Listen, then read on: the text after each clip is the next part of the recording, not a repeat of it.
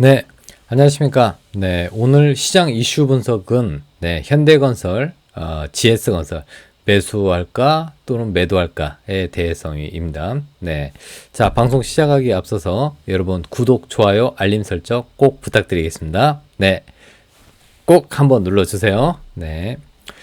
자, 저는 이제 건설주들 이걸 중장기 투자해야 할까 말까? 네.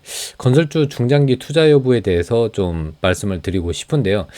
건설주들은 이번에 이제 국토교통부 장관이 교체가 되었죠. 네, 그래서 이제 금요일장에 건설주들 잠깐 시장에 관심을 받았는데 건설주들 단순히 그냥 단기 매매보다는요, 저는 2021년 초에 또는 2021년에는 건설주들이 시장에 관심을 받을 것으로 보고 있습니다. 그래서 건설주를 중장기적으로 투자해야 된다고 저는 생각하는데요. 그 이유에 대해서 설명드리도록 하겠습니다. 건설주는 최근에 이제 아파트 가격이 고공행진을 나타내고 있고 또 아파트 분양 물량이 빠르게 소진되고 있습니다. 그러다 보니까 이 아파트 가격의 분양 물량이 빠르게 소진되면서 또 그동안 건설회사들 미분양 이게 지금 현재 처리가 되면서 건설회사들의 재무 부분이 재무 쪽이 좋아지고 있습니다. 그리고 내년에 아파트 분양 물량이 대거 풀리고요. 또 공급이 확대됩니다.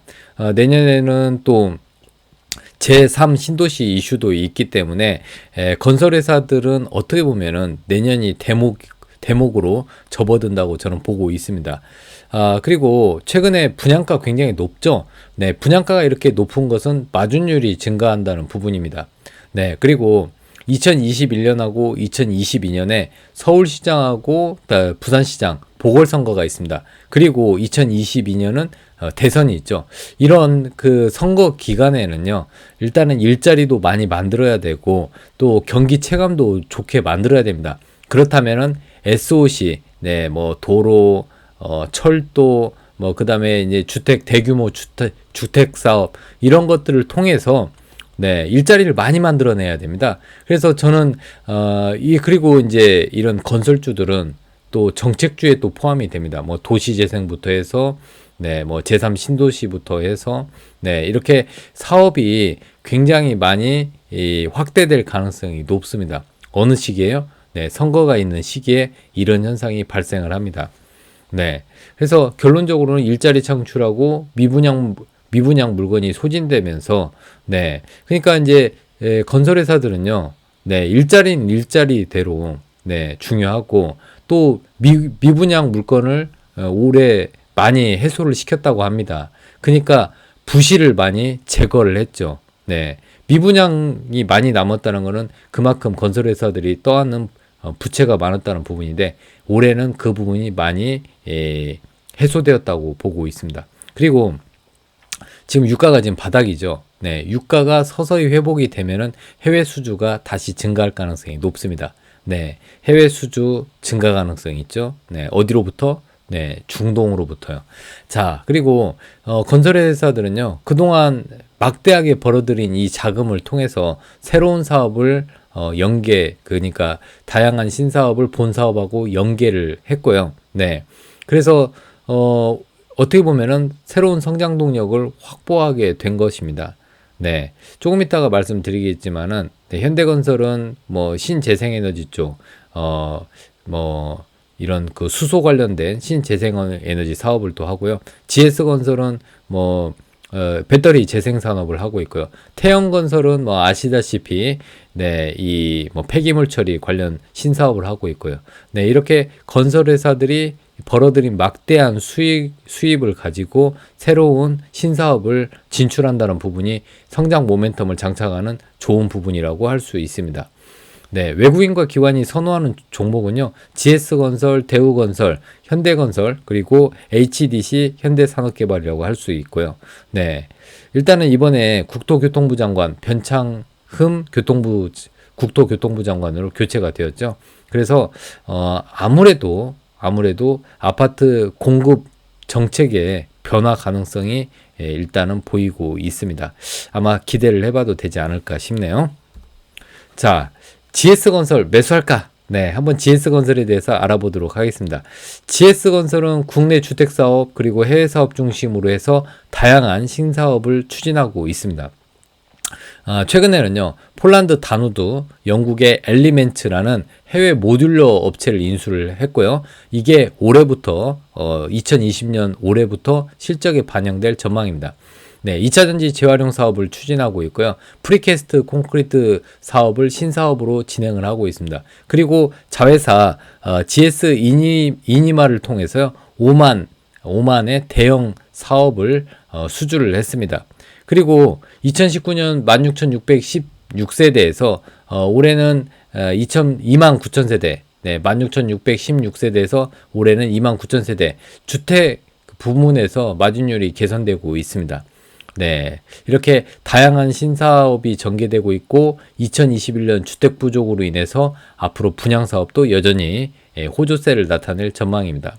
네, 베트남 개발 사업 점진적으로 구체화되고 있고요. 네, 2021년에는 실적으로 반영될 가능성이 높습니다. 베트남에 이 토지 사용권을 대규모 토지 사용권을 획득했다는 얘기들이 나오고 있어서 내년에 실적이 기대되게 되고 있습니다. 자, 이번에는요.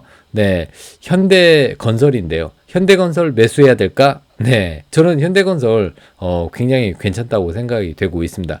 현대건설 같은 경우는 우리나라 대표 건설회사고요. 네, 어떻게 보면은 건설회사 건설주의 대장주라고 할 수 있는데 최근 상승률은 건설주 대장주라고 할 수 없을 정도로 상승률은 좀 미비합니다. 네, 하지만 2020년 네, 수주가 좋았어요. 네, 그래서 포스트 코로나 이후에는요, 2021년 플랜트 부분에서 실적 회복이 기대되고 있습니다.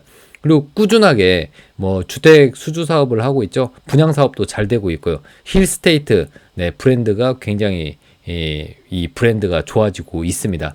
앞으로는 아파트가 브랜드 아파트의 그 선호도가 더욱더 높아질 전망입니다. 예를 들어서 현대건설은 힐스테이트, 네, GS건설은 자이 이렇게 있는데 아무튼 브랜드 아파트 선호도는 계속 증가할 가능성이 높습니다. 네, 올해 4분기에 이라크 바스라 정유공장 2조 원, 그 다음에 파나마 메트로 3호선 1조 6천억, 그 다음에 카타르 오피스 빌딩 1조 2천억을 수주했습니다. 그래서 실질적으로 사실상 연간 목표치는 달성을 했습니다. 그래서 이런 부분이 이제 반영되면서 뉴스에 계속 나온다면은 주가가 한 단계 레벨업 될 가능성이 높습니다. 그리고 신사업으로 수소 연료전지 발전소하고 그린 바이오 스마트 시티 사업을 하고 있어서요. 네, 성장 동력도 어느 정도 확보했다고 볼 수 있습니다. 자, 그 다음을 보시면요. 네. 일단 현대건설은 신사업 아까 다시 한번 말씀드리면 수소연료전지 발전소, 그린 바이오 스마트 시티 사업, 남북 경협 이렇게 있고요. GS건설은 자회사 이니그마, GS 이니그마를 통해서 이게 GS 이니그마가요 수처리 업체인데요. 네, 일단은 수처리 사업을 하고 있고 해외 주택 모듈러 사업을 또 하고 있고요. 베트남 대규모 개발 사업, 네, 대규모 토지 사용권을 획득했고요. 그 다음에 데이터 센터를 건설도 하지만 운용도 지금 하려고 하고 있습니다. 그래서 GS건설이 어떻게 보면 성장성에 있어서는 현대건설보다 약간 앞서는데 또 현대건설은 국가의 수소 정책의 핵심적인 역할을 또 담당하고 있습니다. 그래서 수소 테마로도 연결이 될 수 있습니다.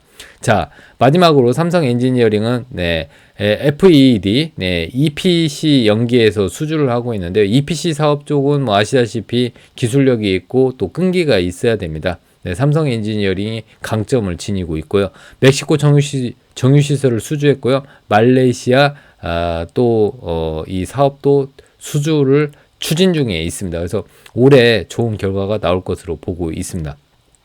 자, 이렇게 뭐 예를 들어서 현대건설 매수해야 될지 GS건설 매수해야 될지 한번 각각 살펴봤고요. 또 삼성 엔지니어링도 네, 꾸준한 수주 실적도 있고 해외 사업도 잘 되고 있어서 계속 지켜봐야 될 종목이라고 보고 있습니다. 자, 오늘은 건설주들에 대해서 간단하게 알아봤는데요. 네, 구독, 좋아요, 알림 설정 부탁드리도록 하겠습니다. 다음에 뵙겠습니다. 감사합니다.